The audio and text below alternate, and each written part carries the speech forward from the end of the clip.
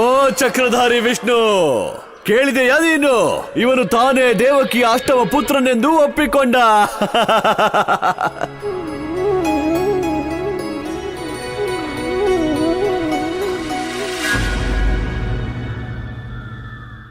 ನೀನ್ಯಾವುದೋ ಹೊಸ ಮಾಯೆ ರಚಿಸುತ್ತಿಲ್ಲ ತಾನೆ? ನನಗೆ ಮೋಸ ಮಾಡಲೆಂದು ನೀನು ಹೊಸ ಲೀಲೆ ರಚಿಸುತ್ತಿರುವೆಯಾ?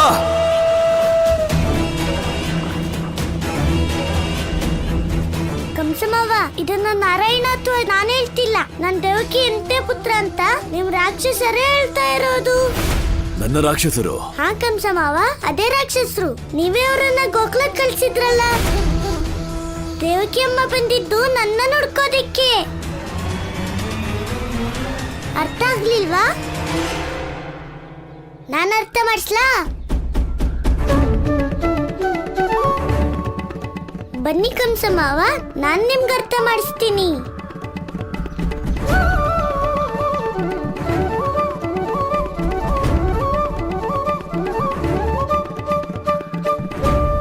ಕಂಸಮಾವ, ಎಲ್ಲಾರ್ಕಿಂತ ಮೊದ್ಲು ಪೂತ್ನಿನೇ ಹೇಳಿತ್ತು ನನ್ ದೇವಕಿ ಅಮ್ಮನ 8ನೇ ಪುತ್ರ ಅಂತ. ಆಮೇಲೆ ಅವಳು ನನ್ನ ಇಲ್ಲೇ ಕರ್ಕೊ ಬಂದಿದ್ಲು.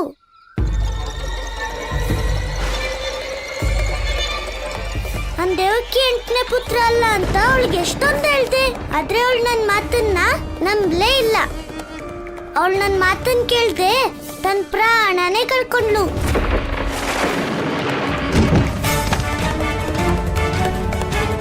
ಆಮೇಲೆ ಕಂಸಮಾವ, ಪೂತ್ನಿ ಆದ್ಮೇಲೆ ನೀವ್ ಯಾರ್ಯಾರನ್ ಕಳ್ಸಿದ್ರಲ್ವಾ, ಅದೇ ಶ್ರೀಧರ, ಉತ್ಕಚ, ಎಲ್ರು ಅದನ್ನೇ ಹೇಳ್ತಿದ್ರು. ನಾನೇ ದೇವಕಿ ಅಮ್ಮನ 8ನೇ ಪುತ್ರ ಅಂತ. ನಿಮ್ಗ್ಯಾರು ಹೇಳಲೇ ಇಲ್ವಾ ಮಾವ? ಹೋ, ನನ್ ಮರ್ತೆ ಹೋಗಿತ್ತು. ನೀವ್ ಕಳ್ಸಿದ್ ರಾಕ್ಷಸರು ನಿಮ್ ಹತ್ರ ವಾಪಸ್ ಬರ್ದೆ ಎಲ್ರು ಇಲ್ಲೇ ಸತ್ತೋದ್ರು. ತಾತಯ್ಯ, ಮುದ್ದು ಕೃಷ್ಣಯ್ಯ, ನನಗೆ ಮೊದಲಿನಿಂದ ಅನುಮಾನವಿತ್ತು ನಿನ್ನಲ್ಲೇನೋ ವಿಶೇಷತೆ ಇದೆ ಎಂದು. ಆದರೆ ಇಷ್ಟೊಂದು ವಿಶೇಷವೆಂದು ತಿಳಿದಿರಲಿಲ್ಲ.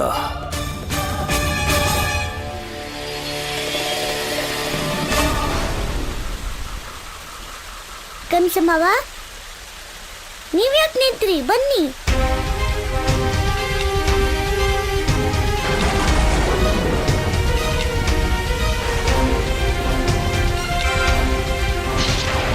ಒಂದು ವೇಳೆ ಪೂತನಿ, ಶ್ರೀಧರ, ಉತ್ಕಚ, ಬಕಾಸುರ ಎಲ್ಲರೂ ನೀನೇ ದೇವಕಿಯ ಪುತ್ರನೆಂದು ನಂಬಿದ ಮೇಲೆ, ಅದು ಸತ್ಯವಾದರೂ ಅಲ್ಲದಿದ್ದರೂ ನೀನು ಬದುಕಿರಲು ಸಾಧ್ಯವೇ ಇಲ್ಲ.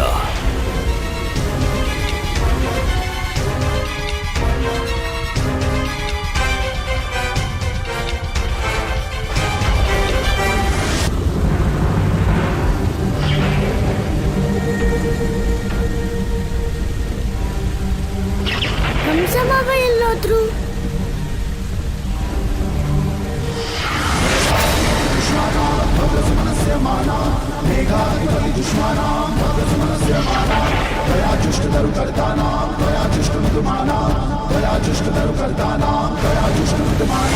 ಇದೆಲ್ಲ ಭ್ರಮೆ. ಇದೆಲ್ಲಿಗೆ ಬಂದಿದ್ದೇನೆ ನಾನು?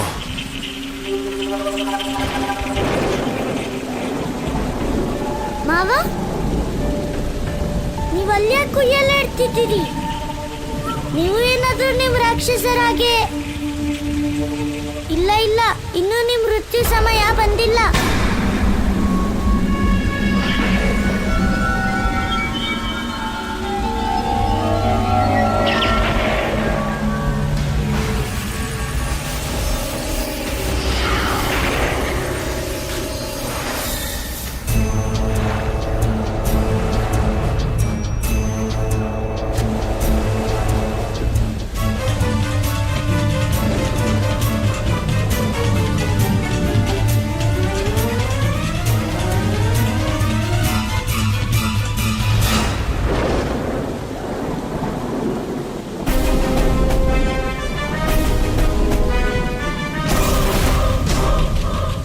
ಇದು ವಿಷ್ಣುವಿನ ಮಾಯೆಯಾಗಿತ್ತೋ ಅಥವಾ ಈ ಬಾಲಕನ ಶಕ್ತಿಯೋ? ಆದರೆ ಸರ್ವಪ್ರಥಮ ನಾನು ಈ ಕೃಷ್ಣನ ಸತ್ಯ ತಿಳಿದುಕೊಳ್ಳಬೇಕು. ಸಂಪೂರ್ಣ ಸತ್ಯ. ನನ್ನ ಮನಸ್ಸು ಹೇಳುತ್ತಿದೆ ಮಹಾರಾಜ, ಆ ರಾತ್ರಿ ನೀವು ನಮ್ಮ ಕಂದನನ್ನು ಕರೆದುಕೊಂಡು ಬೇರೆ ಎಲ್ಲೂ ಅಲ್ಲ, ನಿಮ್ಮ ಮಿತ್ರನಾದ ನಂದನ ಮನೆಗೆ ಹೋಗಿದ್ದಿರಿ. ಇದು ನಿಜವಲ್ಲ ನಿನ್ನ ಅನುಮಾನ ದೇವಕಿ. ಇದು ಅನುಮಾನವಲ್ಲ, ನನಗಿರುವ ವಿಶ್ವಾಸ ಮಹಾರಾಜ. ಒಬ್ಬಳು ತಾಯಿಯ ವಿಶ್ವಾಸ. ಇದು ಸತ್ಯ. ದೇವಕಿಯ ಮಗ ಯಶೋದೆಯ ಮನೆಯಲ್ಲಿದ್ದಾನೆ. ನನಗೆ ತಿಳಿದಿತ್ತು. ಇಷ್ಟು ವರ್ಷ ನನ್ನ ಕಂದ ಯಶೋದೆಯ ಮನೆಯಲ್ಲಿದ್ದ. ಇನ್ನು ಹಾಗಾಗದು. ಈಗ ನಾನು ನನ್ನ ಕಂದನನ್ನು ಕರೆತರುತ್ತೇನೆ. ದೇವಕಿ, ದೇವಕಿ, ನನ್ನ ಮಾತನ್ನು ಕೇಳು. ಕಂಸ ಮಾವ, ನನ್ನ ಬಗ್ಗೆ ನನ್ಗೇನ್ ಗೊತ್ತಿದೆಯೋ ಅದನ್ನೆಲ್ಲ ನಿಮ್ಗೆ ಹೇಳಿದೀನಿ. ನೀನು ಬಹುಶಃ ಮರೆಯುತ್ತಿರುವೆ ಅಳಿಯ. ನಾನು ಭಗವಂತ ಕಂಸ. ನಾನೇ ಸರ್ವವ್ಯಾಪಿ, ಸರ್ವಜ್ಞಾನಿ. ನನಗೆ ಏನು ತಿಳಿಯಬೇಕೋ ನಾನೇ ತಿಳಿಯುತ್ತೇನೆ. ನನಗೆ ಏನನ್ನು ಹೇಳುವ ಅವಶ್ಯಕತೆ ಇಲ್ಲ. ಇದಂತೂ ಇನ್ನೂ ಒಳ್ಳೇದಾಯ್ತು. ಈಗ ನೀವೇ ಪತ್ತೆ ಮಾಡಿ, ನಿಮ್ ರಾಕ್ಷಸರು ನಿಜ ಹೇಳ್ತಿದ್ರು ಅಥವಾ ಇಲ್ವೋ ಅಂತ. ನಾನ್ ದೇವಕಿ ಅಮ್ಮನ್ ಮಗ ಹೌದು ಅಥವಾ ಅಲ್ವೋ? ನನ್ ಸತ್ಯ ತಿಳ್ಕೊಳ್ಳೋ ಅನುಮತಿನ ನಿಮ್ ಕೊಡ್ತಾ ಇದ್ದೀನಿ.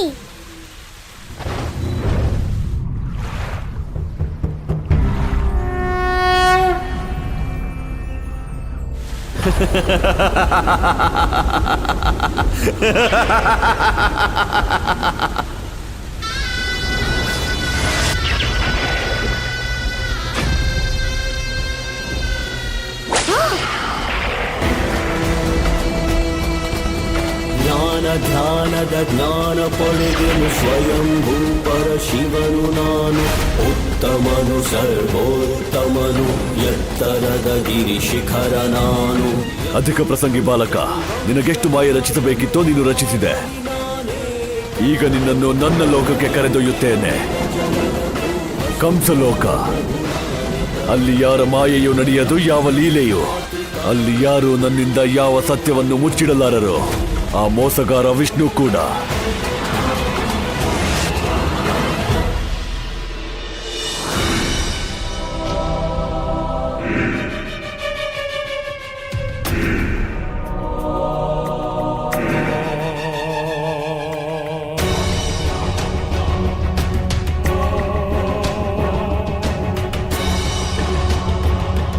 ಬಾ ಬಾಲಕ.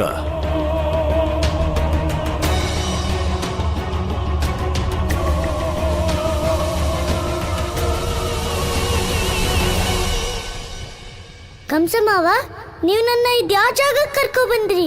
ಇಲ್ಲೇ ನಿಮ್ ರಾಕ್ಷಸರಿರೋದಾ? ಕಂಸ ಮಾವ, ಹಾಗಾದ್ರೆ ನೀವು ದೊಡ್ಡ ತಪ್ಪು ಮಾಡಿದ್ರಿ. ಒಂದ್ ವೇಳೆ ನಿಮ್ ಎಲ್ಲಾ ರಾಕ್ಷಸರು ಒಟ್ಟಿಗೆ ಸತ್ತೋದ್ರೆ?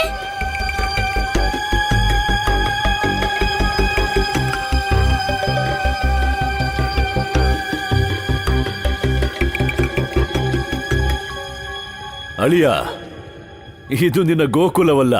ಇದು ಭಗವಂತ ಕಂಸನ ಧಾಮ, ಕಂಸಧಾಮ. ನನ್ನ ಎಲ್ಲಾ ತಪಸ್ವಿ ಶಕ್ತಿಗಳಿಂದ ನಿರ್ಮಿತವಾದ ಕಂಸಲೋಕ.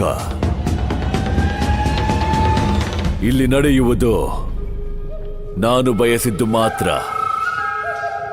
ಆದ್ರೆ ಮಾವ, ಅಮ್ಮ ಹೇಳ್ತಾಳೆ ಇಲ್ಲೆಲ್ಲ ನಡೆಯೋದು ನಾವು ಬಯಸ್ದಂಗಲ್ಲ, ಆ ನಾರಾಯಣ ಬಯಸ್ದಂಗೆ ನಡೆಯುತ್ತೆ. ನಾರಾಯಣ ಇಲ್ಲಿಲ್ಲ. ನಾನು ಹೇಳಿದೆನಲ್ಲ, ಇಲ್ಲಿ ನಡೆಯುವುದು ಭಗವಂತ ಕಂಸನ ಆದೇಶ. ಈಗ ನನ್ನ ಆದೇಶದಂತೆ ನೀನು ಸತ್ಯ ಹೇಳು. ಯಾರು ನೀನು? ಏನು ನಿನ್ನ ಸತ್ಯ? ನಾರಾಯಣ ನಾರಾಯಣ ಪ್ರಭು. ಅಧರ್ಮಿ ಕಂಸ ನಂದಪುತ್ರನನ್ನು ಅವನ ಲೋಕಕ್ಕೆ ಕರೆದೊಯ್ದಿದ್ದಾನೆ. ತನ್ನ ಮಾಯೆಯಿಂದ ಅಲ್ಲಿ ಎಲ್ಲ ಕಂಸ ಹೇಳಿದಂತೆ ನಂದಪುತ್ರನಿಗೆ ಸತ್ಯ ಹೇಳಲೇಬೇಕಾಗುತ್ತದೆ. ಹಾಗೇನಾದರೂ ಆದರೆ ಅಧರ್ಮಿ ಕಂಸ ಪರಮಾವತಾರಿ ಶ್ರೀಕೃಷ್ಣನ ಸತ್ಯ ಅರಿಯುತ್ತಾನೆ. ಆಗ ಏನಾಗುವುದು ಪ್ರಭು? ದೇವರ್ಷಿ, ನಿಯತಿಯ ಅಣತಿಯೂ ಇದೇ ಆಗಿದೆ. ಕಂಸನಿಗೆ ಸತ್ಯದ ಅರಿವಾಗಬೇಕು. ಕೃಷ್ಣನು ಅನೇಕ ಸಂದರ್ಭದಲ್ಲಿ ಕಂಸನಿಗೆ ಸತ್ಯ ತಿಳಿಸುವ ಪ್ರಯತ್ನ ಮಾಡಿದ್ದಾನೆ. ಆದರೆ ಅಂಧಾಭಿಮಾನಿ ಕಂಸ ಅದನ್ನು ಅರಿಯಲಿಲ್ಲ. ಕೊನೆಗೆ ಈ ಬಾರಿ ಮೂರ್ಖ ಕಂಸ ಸ್ವತಃ ಕೃಷ್ಣನನ್ನು ತನ್ನ ಸ್ಥಳಕ್ಕೆ ಕರೆದೊಯ್ಯುತ್ತಿದ್ದಾನೆ. ಅಲ್ಲಿ ನಿಲುಕುವ ಸತ್ಯದ ಮೇಲೆ ಅವನು ಅಲ್ಲಿ ಅವಿಶ್ವಾಸ ತೋರುವಂತಿಲ್ಲ. ಅದನ್ನು ಕೇಳದೆ ಇರುವಂತೆಯೂ ಇಲ್ಲ ದೇವರ್ಷಿ. ನಾರಾಯಣ ನಾರಾಯಣ ಇದರ ಅರ್ಥ ಇದಲ್ಲವೇ ಪ್ರಭು? ಕಂಸ ಕೃಷ್ಣನನ್ನು ಕಂಸಲೋಕಕ್ಕೆ ಕರೆದೊಯ್ದಿಲ್ಲ, ಬದಲಿಗೆ ಇದು ನನ್ನ ನಾರಾಯಣನ ಇಚ್ಛೆಯೇ ಆಗಿತ್ತು. ಹೌದು ದೇವರ್ಷಿ, ಈ ಸಂಪೂರ್ಣ ಲೀಲೆ ನಡೆಯುತ್ತಿರುವುದೇ ಪಾಪಿ ಕಂಸ ಆ ಒಂದು ಪರಮ ಸತ್ಯವನ್ನು ಅರಿಯಲೆಂದು. ಅದನ್ನು ಇಲ್ಲಿಯವರೆಗೂ ಅವನು ಸ್ವೀಕರಿಸಿಲ್ಲ. ನಾರಾಯಣ ನಾರಾಯಣ, ನನಗೆ ಅರ್ಥವಾಯಿತು ಪ್ರಭು, ನಿಮ್ಮ ಲೀಲೆ ನನಗೆ ತಿಳಿಯಿತು. ಕಂಸಮಾವ ಕೇವಲ ನನ್ ಸತ್ಯ ತಿಳ್ಕೊಳಕ್ಕೆ ಇಲ್ಲಿ ಕರ್ಕೊ ಬಂದ್ರ? ಇದ್ರ ಅವಶ್ಯಕತೆ ಏನಿತ್ತು ಕಂಸಮಾವ? ನಾನು ಯಾವಾಗ್ಲೂ ಸತ್ಯನೇ ಹೇಳೋದು. ಹೇಳಿ, ನನ್ನಿಂದ ಏನ್ ತಿಳ್ಕೊಬೇಕು ನೀವು? ಅಧಿಕ ಪ್ರಸಂಗಿ ಬಾಲಕ, ಸತ್ಯ ಹೇಳು, ಯಾರು ನೀನು? ಯಶೋದೆ ಮತ್ತು ನಂದನ ಸಾಧಾರಣ ಪುತ್ರನೇ, ಅಥವಾ ಅಂದು ಅಶರೀರವಾಣಿ ನುಡಿದ ಆ ಅಸಾಧಾರಣ ಬಾಲಕನೋ? ನೀನು ಅವನೇ? ಅಂದು ವಸುದೇವ ಅಷ್ಟಮಿಯ ಅರ್ಧರಾತ್ರಿಯಲ್ಲಿ ಮಥುರೆಯಿಂದ ಗೋಕುಲಕ್ಕೆ ಹೊತ್ತೊಯ್ದವನು ನೀನೇನಾ ಅವನು? ಆ ಮೋಸಗಾರ ವಿಷ್ಣುವಿನ ಅಂಶ. ನಿನಗೆ ದೇವಕಿ ಮತ್ತು ವಸುದೇವ ಜನ್ಮ ನೀಡಿದ್ದರೆ? ಇಷ್ಟೊಂದು ಪ್ರಶ್ನೆ, ಅದು ಒಂದೇ ಸಲ. ಆದ್ರೆ ನೀವು ಚಿಂತೆ ಮಾಡ್ಬೇಡಿ ಕಂಸಮಾವ, ನಾನ್ ನಿಮ್ಮೆಲ್ಲ ಪ್ರಶ್ನೆಗೂ ಉತ್ತರ ಕೊಟ್ಟೇ ಕೊಡ್ತೀನಿ. ಕೃಷ್ಣ ಗೋಪಾಲ, ಇಲ್ಲಿ ನಡೆಯುವುದಿಲ್ಲ ನಿನ್ನ ಜಾಲ. ಈಗ ನೀನು ಸತ್ಯವನ್ನು ಹೇಳಲೇಬೇಕು, ಏಕೆಂದರೆ ನೀನು ಕಂಸಲೋಕದಲ್ಲಿರುವೆ. ಭಗವಂತ ಕಂಸನ ಇಚ್ಛೆಗೆ ಅಧೀನನಾಗಿ. ಹೇಳೀಗ ಯಾರು ನೀನು? ಕಂಸಮಾವ, ನಿಮ್ಗೆ ಸತ್ಯ ತಿಳ್ಕೋಬೇಕು ಅಂತಿದ್ರೆ ಕೇಳಿಸ್ಕೊಳ್ಳಿ. ನಿಮ್ಮ ಅನುಮಾನ ನಿಜಾನೇ ಆಗಿದೆ. ನಾನೇ ಆ ಬಾಲಕ.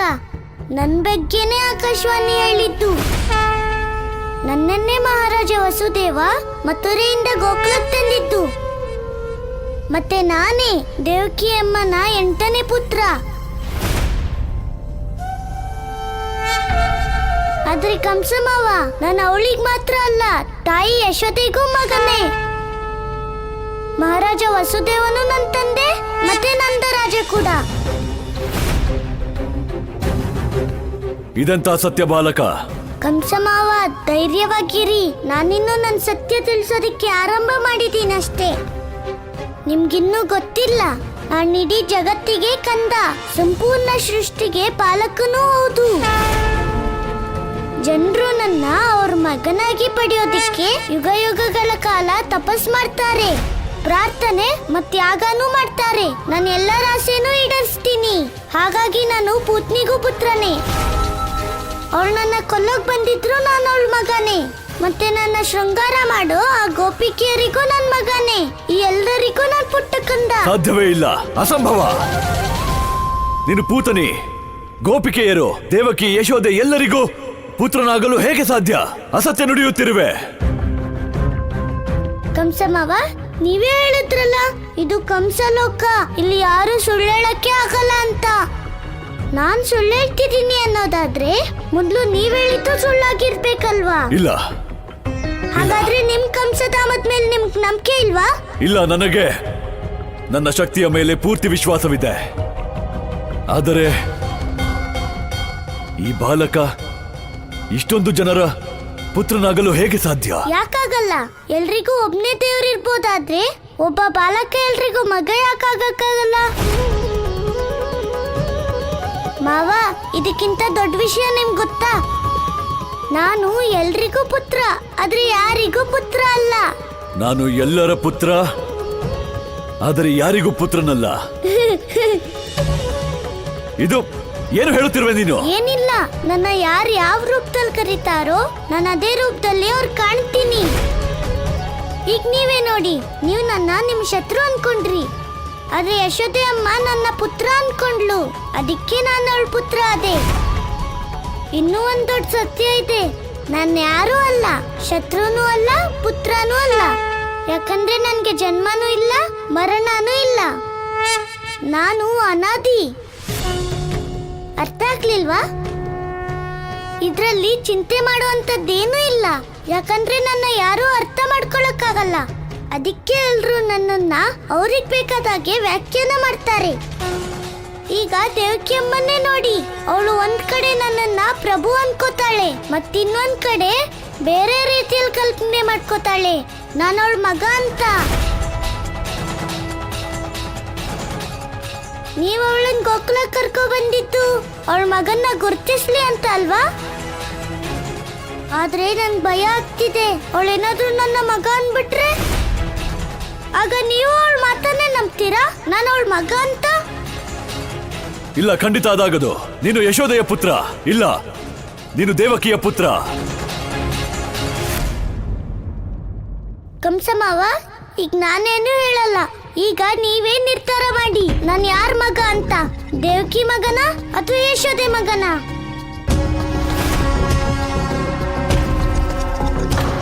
ಮಾವ, ಕಂಸಮಾವ, ಎಲ್ ಕಳ್ತೋದ್ರಿ ಕಂಸಮಾವ? ನಿಮ್ಗೇನಾದ್ರೂ ನಾನು ಹೇಳಿದ ಸತ್ಯ ಕೇಳಿ ಭಯ ಆಗ್ತಿದ್ಯಾ? ಮಾವ, ಹೆದರ್ಬೇಡಿ, ನನ್ ಮೇಲೆ ನಂಬಿಕೆ ಇಡಿ. ಆಗ ನೋಡಿ, ನಿಮ್ಮೆಲ್ಲ ಭಯನೂ ಮಾಯ ಆಗ್ಬಿಡತ್ತೆ.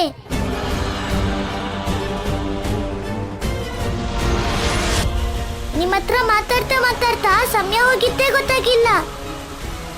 ನನ್ನಮ್ಮ ಚಿಂತೆ ಮಾಡ್ತಿರ್ತಾಳೆ. ನಾನು ಹೋಗ್ತೀನಿ ಈಗ.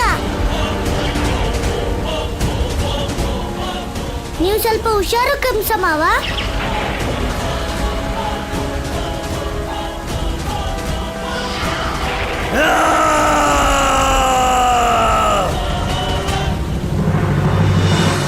ಕಂದ, ಕಂದ, ಇಲ್ಲಿ ಸ್ವಲ್ಪ ಕೇಳಿ. ನೀವು ನನ್ನ ಮಗನನ್ನು ಕಂದ, ಕೇಳಿ ನನ್ನ ಕಂದ, ಕಂದ ಕೇಳಿ, ನನ್ನ ಕಂದ, ನನ್ನ ಮಗು ಕಂದ. ಅಮ್ಮ, ಅಮ್ಮ, ನಾನು ಇಲ್ಲಿದ್ದೀನಿ ಅಮ್ಮ. ಕಂದ, ನನಗೆ ಗೊತ್ತು ನೀನು ಇಲ್ಲೇ ಎಲ್ಲೋ ಇರುವೆ ಎಂದು. ನಾನು ಬರುತ್ತಿದ್ದೇನೆ ಕಂದ. ಮಹಾರಾಣಿ ದೇವಕಿ ನಂದಣ್ಣನ ಮನೆ ಕಡೆ ಯಾಕೆ ಕೊಡ್ತಿದ್ದಾರೆ? ಮುಖ್ಯವಾದ ವಿಷಯನೇ ಇರಬೇಕು. ಕಂದ, ಎಲ್ಲಿದ್ದೀಯಾ ನೀನು ಕಂದ? ನಿಲ್ಲು ದೇವಕಿ, ನೀನು ನಿನ್ನ ಪುತ್ರನನ್ನು ಪಡೆಯಲು ಅಲ್ಲ, ಅವನಿಗೆ ಮೃತ್ಯುವನ್ನು ನೀಡಲು ಹೊರಟಿರುವೆ. ಇಂತಹ ಅನರ್ಥ ಮಾಡಬೇಡ ದೇವಕಿ, ನಿಲ್ಲು. ಅಮ್ಮ, ಅಮ್ಮ,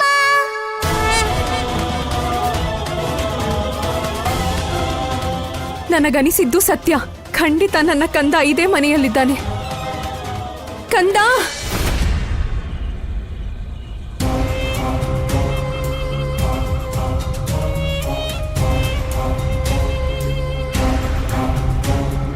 ಎಲ್ ಕಳ್ತೋದ್ರಿ ಕಂಸಮಾವ? ನಿಮ್ಗೇನಾದ್ರೂ ನಾನು ಹೇಳಿದ ಸತ್ಯ ಕೇಳಿ ಭಯ ಆಗ್ತಿದ್ಯಾ?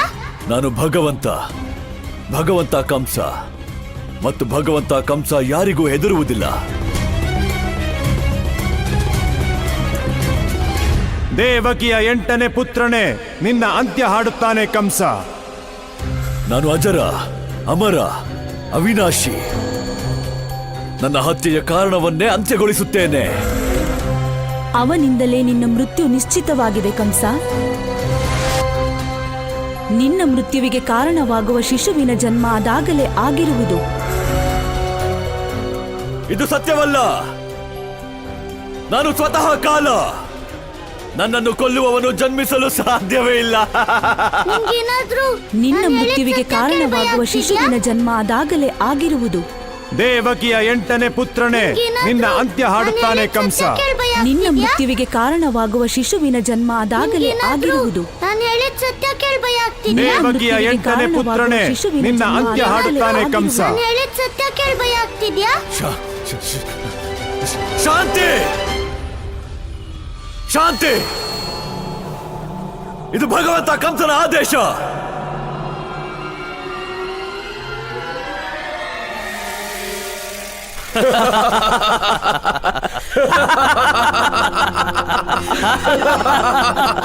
ತನ್ನನ್ನೇ ಮೃತ್ಯುದಾತ ಅಂತ ಕರೆಯೋ ಕಂಸ ಇವತ್ತು ತನ್ನ ಮೃತ್ಯುಗೆ ಹೆದರಿದಾನೆ. ಇವನು ಗೋಕುಲಕ್ಕೆ ಬಂದಿದ್ದ ತನ್ನ ಮೃತ್ಯುವನ್ನ ಗೆಲ್ಲೋಕೆ, ಆದ್ರೆ ಪ್ರಭುವಿನ ಬಾಲರೂಪಕ್ಕೆ ಹೆದರ್ಕೊಂಡ್ಬಿಟ್ನ. ಯಾರಿದ್ದೀರಿ ಅಲ್ಲಿ? ಮುಂದೆ ಬನ್ನಿ. ಹೆದರಿ ಬಿಟ್ಟಿರೆ ಭಗವಂತ ಕಂಸನಿಂದ. ಹೆದರಿ ಬಿಟ್ಟಿರೆ ಬನ್ನಿ. ನನ್ನನ್ನು ಯಾರು ಸೋಲಿಸಲಾರರು. ನನಗೆ ಯಾರು ಏನು ಮಾಡಲಾಗದು.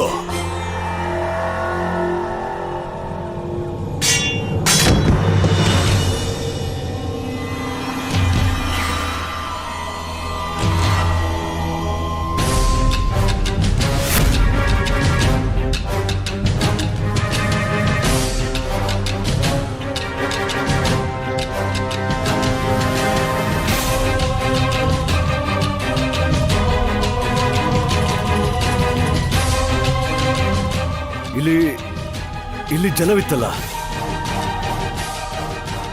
ಇಲ್ಲ, ಇದು ಇದು ನನ್ನ ಭ್ರಮೆ. ಇದು ಸತ್ಯವಲ್ಲ. ಸತ್ಯ ಸತ್ಯ.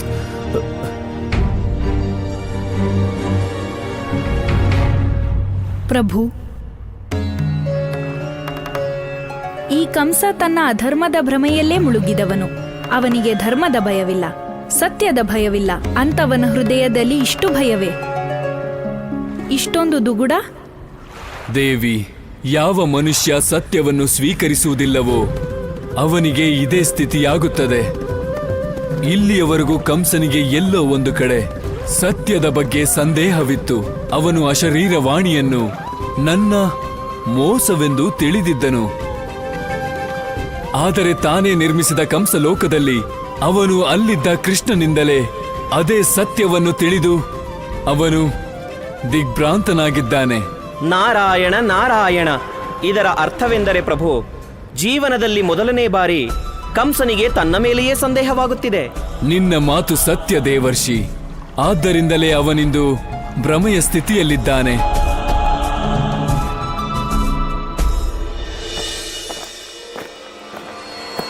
ಅಚಲ ವಿಶ್ವಾಸವಿದೆ ನನಗೆ. ನಾನು ಭಗವಂತ ಕಂಸ, ನನಗೆ ಯಾವ ಭಯವೂ ಇಲ್ಲ, ಯಾರ ಭಯವೂ ಇಲ್ಲ.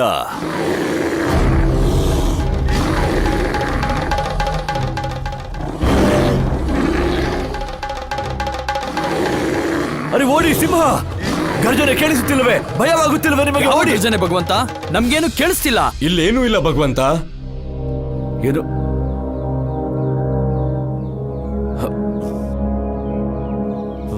ಭ್ರಮೆ ಸತ್ಯವಲ್ಲ, ಭ್ರಮೆ. ಅಚಲ ವಿಶ್ವಾಸವಿದೆ. ನಾನು ಭಗವಂತ ಕಂಸ.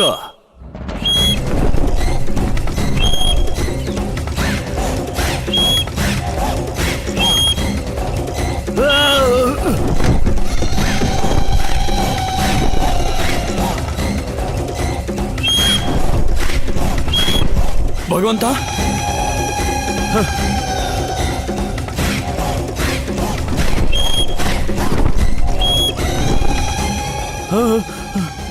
ಈಗೇನ್ ಕಾಣ್ತಿದೆ ನಿಮ್ಗೆ? ಆ ಗರುಡ! ಗರುಡ? ಯಾವ ಗರುಡ ಭಗವಂತ? ಇಲ್ಲ, ಇಲ್ಲ, ಇಲ್ಲ. ನಾನು ಯಾರಿಗೂ ಹೆದರುವುದಿಲ್ಲ. ಭಗವಂತ ಕಂಸ ನಾನು. ಅಚಲ ವಿಶ್ವಾಸವಿದೆ ನನಗೆ. ಆ ಗರುಡ ಎಲ್ಲಿ? ಭದ್ರಾಕ್ಷ,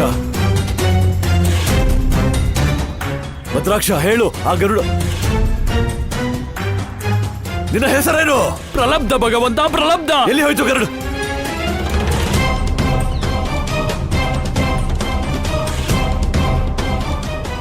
ಭ್ರಮೆ, ಸತ್ಯ ಅಲ್ಲ.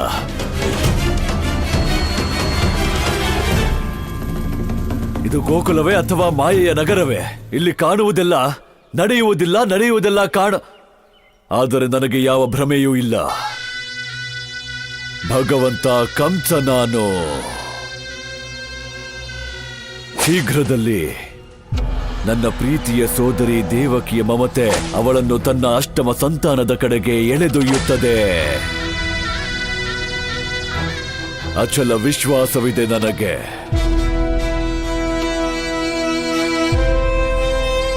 ಭಗವಂತ ಕಂಸ ನಾನು.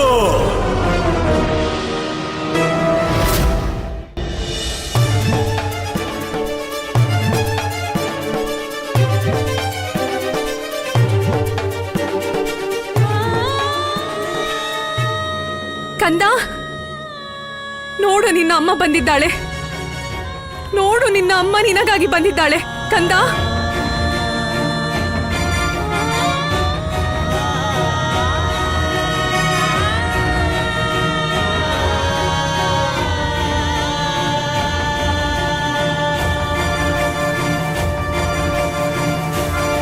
ಕಂದ.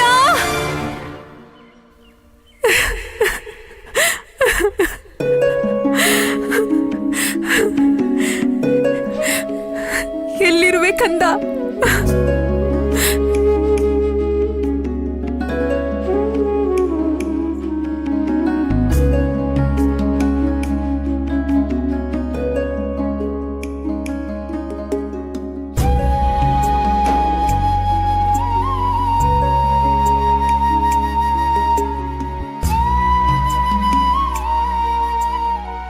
ವಸ್ತ್ರ ಖಂಡಿತ ನನ್ನ ಕಂದನದೇ.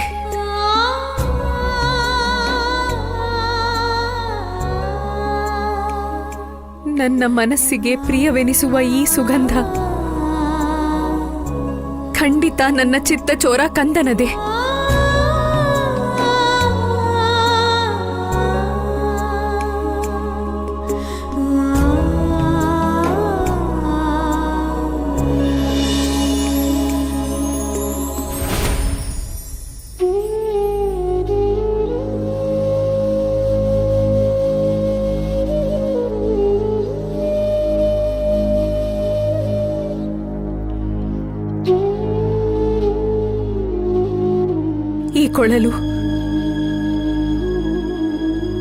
ಈ ಕೊಳಲಿನಿಂದ ನನ್ನ ಕಂದ ಮಧುರ ಧ್ವನಿ ನುಡಿಸಿದಾಗ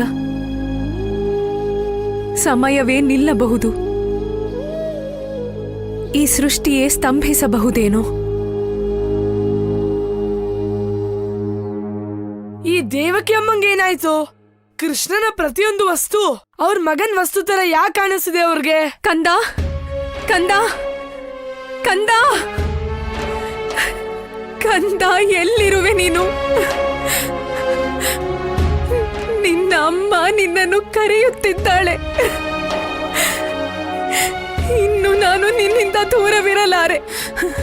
ನಿನ್ನ ತಾಯಿಯ ಮಮತೆ, ನನ್ನ ಕಣ್ಣೀರು ನಿನ್ನನ್ನು ಕರೆಯುತ್ತಿವೆ. ಎಲ್ಲಿರುವೆ ಕಂದ? ಪ್ರಭು, ಇದೇಕೆ ಹೀಗಾಗುತ್ತಿದೆ? ದೇವಿ ದೇವಕಿ ಜನ್ಮ ಕೊಟ್ಟ ನಂತರ ತನ್ನ ಪುತ್ರನನ್ನು ನೋಡಲೇ ಇಲ್ಲ. ಆದರೂ ಕೃಷ್ಣನ ಸುಗಂಧ, ಅವನ ವಸ್ತುಗಳು, ಅವನ ವಸ್ತ್ರ ಮತ್ತವನ ಕೊಳಲಿನ ಬಗ್ಗೆ ಇಷ್ಟು ನಿಖರತೆ ಹೇಗೆ? ಅವಳ ಕಂದ ಅಲ್ಲೇ ಇದ್ದಾನೆಂದು ಅವಳಿಗೆ ಹೇಗೆ ತಿಳಿದಿದೆ? ದೇವಿ,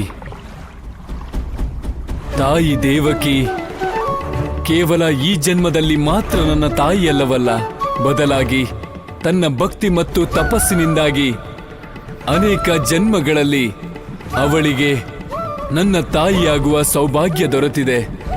ಹಾಗಾಗಿಯೇ ವಿವಾಹದ ಪೂರ್ವದಲ್ಲೇ ಅವಳಿಗೆ ನನ್ನ ಕನಸುಗಳು ಬೀಳುತ್ತಿದ್ದವು. ಕಂದ, ದೇವಿ, ಮಾತೆ ದೇವಕಿ ಮತ್ತು ಕೃಷ್ಣನ ಸಂಬಂಧ ಜನ್ಮ ಜನ್ಮಾಂತರದ್ದು. ಹಾಗಾಗಿ ಜನ್ಮದ ನಂತರ ತನ್ನ ಕೃಷ್ಣನನ್ನು ನೋಡದೇ ಇದ್ದರೂ ಮಾತೆ ದೇವಕಿಗೆ ಕೃಷ್ಣನ ಸಂಪೂರ್ಣ ಪರಿಚಯವಿದೆ. ಅವಳಿಗೆ ಭರವಸೆ ಇದೆ ಕೃಷ್ಣ ಅದೇ ಮನೆಯಲ್ಲಿದ್ದಾನೆಂದು. ಅದಕ್ಕಾಗಿ ಅವಳು ಅವನನ್ನು ಕರೆಯುತ್ತಿದ್ದಾಳೆ. ದೇವಿ, ಕಂದ ಕಂದ, ನೀನು ನನ್ನ ಮುಂದೇಕೆ ಬರುತ್ತಿಲ್ಲ? ಕಂದ,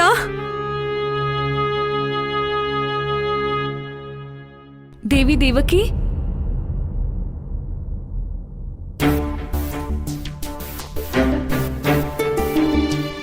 ದೇವಕಿ ಅಕ್ಕ, ನೀವು ಇಲ್ಯಾರನ್ ಕರೀತಿದ್ದೀರಾ?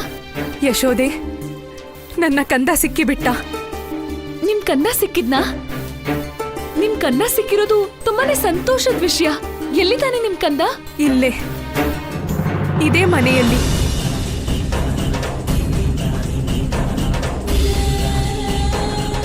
ಇಲ್ಲೇ ಇರುತ್ತಾನೆ ನನ್ನ ಕಂದ. ಇನ್ನೂ ಸಾಧ್ಯವಿಲ್ಲ. ಈಗ ನಾನು ನನ್ನ ಕಂದನನ್ನು ನನ್ನ ಜೊತೆಯಲ್ಲೇ ಕರೆದೊಯ್ಯುವೆ.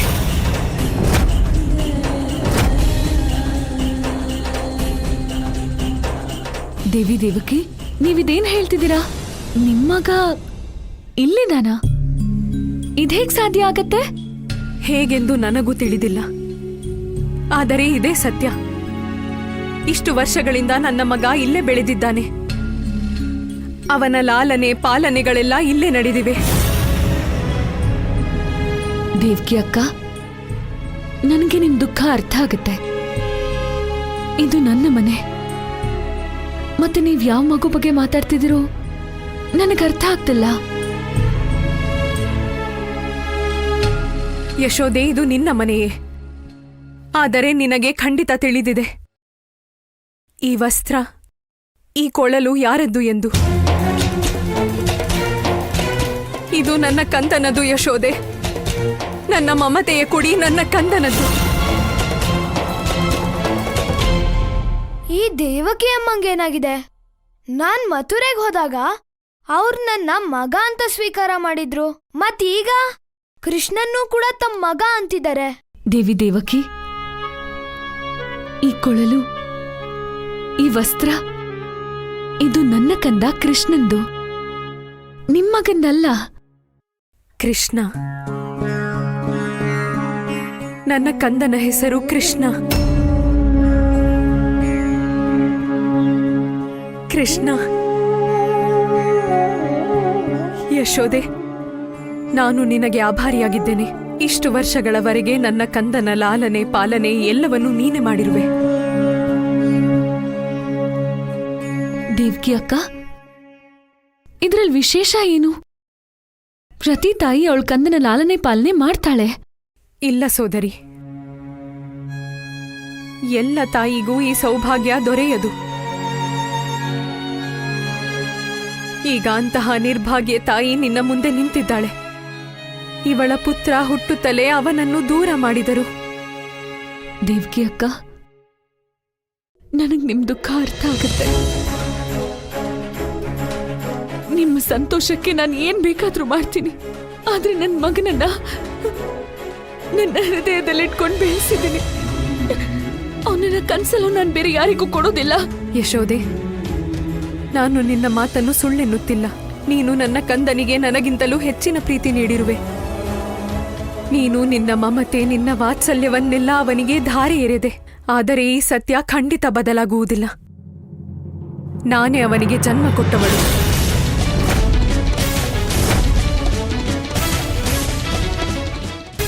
ಅವನು ನನ್ನ ಕಂದ. ನಾನು ಒಬ್ಬ ತಾಯಿ, ಮತ್ತೆ ಮಗುನ ಕಳ್ಕೊಂಡ ನೋವು ಏನು ಅಂತ ನನಗ್ ಸ್ಪಷ್ಟವಾಗಿ ಅರ್ಥ ಆಗತ್ತೆ. ಅದರಲ್ಲೂ ನೀವು ನಿಮ್ಮ 8 ಸಂತಾನಗಳನ್ನ ಕಳ್ಕೊಂಡಿದ್ದೀರ. ನಿಮ್ಮ ಮಮತೆಗೆ ಈ ಜಗತ್ತಲ್ಲಿ ಯಾವ ಹೋಲಿಕೆನೂ ಇಲ್ಲ. ಆದ್ರೆ ಅದರ ಅರ್ಥ ಇದಲ್ಲ. ನೀವು ನಿಮ್ಮ ಮಮತೆಯ ಮಡಿಲನ್ನ ತುಂಬಿಸ್ಕೊಳ್ಳೋದಕ್ಕೆ ಮತ್ತೊಬ್ರು ಪುತ್ರನ ನಿಮ್ ಪುತ್ರ ಅನ್ನೋದು.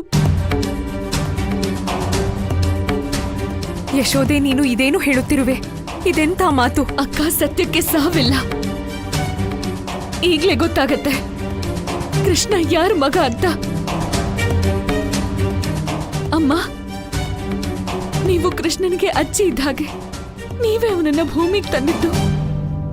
ಹೇಳಿ ದೇವಿ ದೇವಕಿಗೆ, ಕೃಷ್ಣನ್ಗೆ ಜನ್ಮ ಕೊಟ್ಟೋಳು ನಾನೇ ಅಂತ. ನಂದರಾಣಿ ಹೇಳ್ತಿರೋದು ನಿಜ. ಕೃಷ್ಣ ಹುಟ್ಟೋ ಸಮಯದಲ್ಲಿ ನಾನು ಅವ್ರ ಪಕ್ಕದಲ್ಲೇ ಇದ್ದೆ. ನಂದರಾಣಿನೇ ಕೃಷ್ಣನ್ಗೆ ಜನ್ಮ ಕೊಟ್ಟಿದ್ದು ಮಹಾರಾಣಿ. ಕೃಷ್ಣ ನಮ್ ಯಶೋದೆ ಮಗನೇ. ಅಣ್ಣ, ಕೃಷ್ಣ ಹುಟ್ಟಿದ ಸುದ್ದಿನ ನೀವೇ ನಂದರಾಜರಿಗೆ ಹೇಳಿದ್ದಲ್ವಾ? ಹೇಳಿ ದೇವಿ ದೇವಕಿಗೆ, ಕೃಷ್ಣನ ಅಮ್ಮ ನಾನು ಅಂತ. ಮಹಾರಾಣಿ, ಕೃಷ್ಣ ಹುಟ್ಟಿದಾಗ ಇಡೀ ಗೋಕುಲದಲ್ಲಿ ಸಡಗರ ತುಂಬಿತ್ತು. ನಮ್ಮ ವರ್ಷಗಳ ಬಯಕೆ ಈಡೇರಿತ್ತು. ಈ ಮಾತನ್ನ ಬೇಕಿದ್ರೆ ಗಂಗೆ ಮೇಲೆ ಆಣೆ ಮಾಡಿ ಹೇಳ್ತೀನಿ ಮಹಾರಾಣಿ, ಈ ಕೃಷ್ಣ ನಂದರಾಣಿ ಮಗ ಅಂತ. ದೇವಿ ದೇವಕಿ, ಕೃಷ್ಣ ನನ್ನ ಮಗ ಅನ್ನೋದಕ್ಕೆ ನಿಮಗಿನ್ನೂ ವಿಶ್ವಾಸ ಇಲ್ಲ ಅಂದ್ರೆ ನಾನು ನಿಮಗೆ ಈ ತರದ 1000 ಸಾಕ್ಷಿಗಳನ್ನ ಕೊಡಬಹುದು. ಅದರಿಂದ ಸಿದ್ಧವಾಗತ್ತೆ ಕೃಷ್ಣ ನನ್ನ ಮಗನೇ ಅಂತ.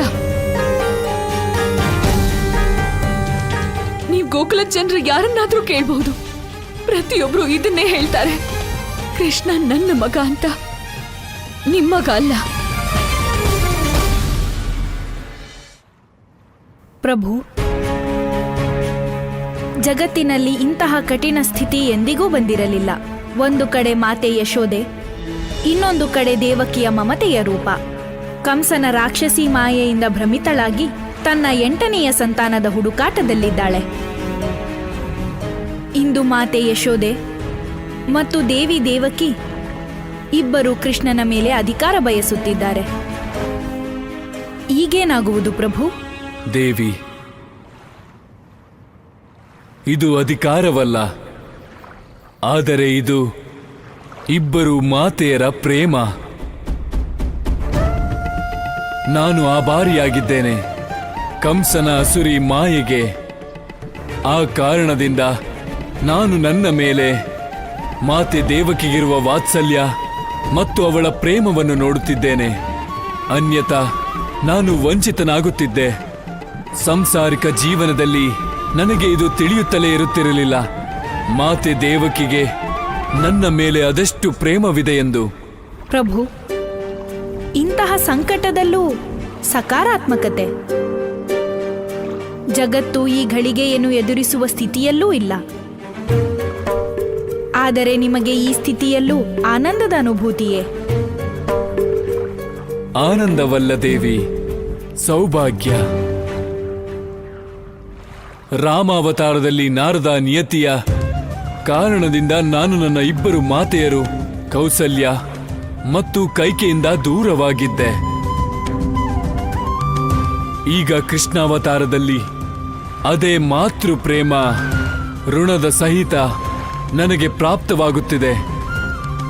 ಮತ್ತಿದು ನನ್ನ ಸೌಭಾಗ್ಯವಲ್ಲವೇ ದೇವಿ?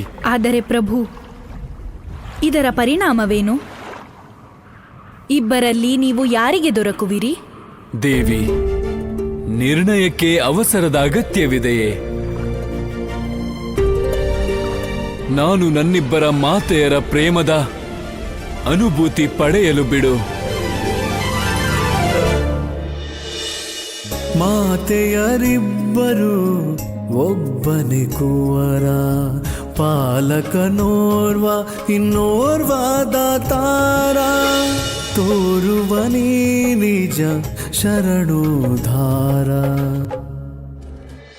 ಭಾದ್ರಪದ ಅಷ್ಟಮಿಯ ಅರ್ಧರಾತ್ರಿಯಂದು ಒಬ್ಬ ಪುತ್ರ ನನ್ನ ಗರ್ಭದಿಂದ ಜನ್ಮ ತಾಳಿದ. ಅವನನ್ನು ಆ ಪಾಪಿ ಕಂಸ ಇಂದಿಗೂ ಹುಡುಕುತ್ತಿದ್ದಾನೆ. ಇದು ಸತ್ಯವಲ್ಲವೇ ಯಶೋದೆ? ಕೃಷ್ಣನ ಜನ್ಮವು ಅದೇ ರಾತ್ರಿಯಾಗಿತ್ತು. ದೇವಿ ದೇವಕಿ, ಈ ಮಾತು ಸತ್ಯನೇ. ನನ್ನ ಕಂದನ ಜನ್ಮನೂ ಅದೇ ರಾತ್ರಿ ಆಗಿತ್ತು. ಆದ್ರೆ ಅಷ್ಟಕ್ಕೆ ಹೇಗೆ ಹೇಳ್ತೀರಿ ನನ್ನ ಕೃಷ್ಣನೇ ನಿಮ್ಮ ಕಂದ ಅಂತ?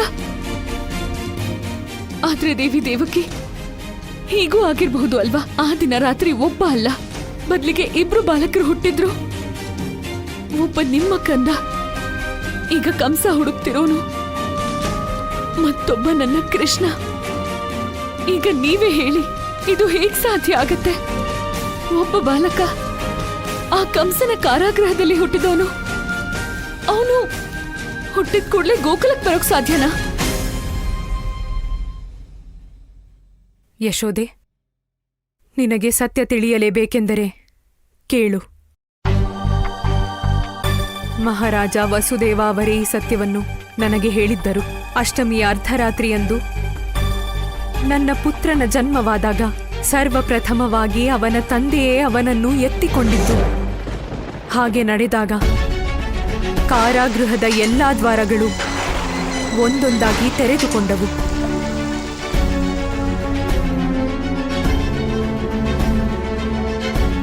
ಆ ರಾತ್ರಿ ಘನಘೋರ ಮಳೆಯಾಗುತ್ತಿತ್ತು.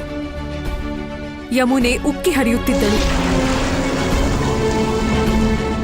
ಆಗಲೇ ಮಹಾರಾಜ ವಸುದೇವ ನನ್ನ ಕಂದನೊಂದಿಗೆ ಗೋಕುಲದ ಕಡೆ ಹೊರಟರು. ಅವರು ಹೇಗೋ ಯಮುನೆಯನ್ನು ದಾಟಿ ಗೋಕುಲಕ್ಕೆ ಬಂದ ಮೇಲೆ ಇಲ್ಲಿ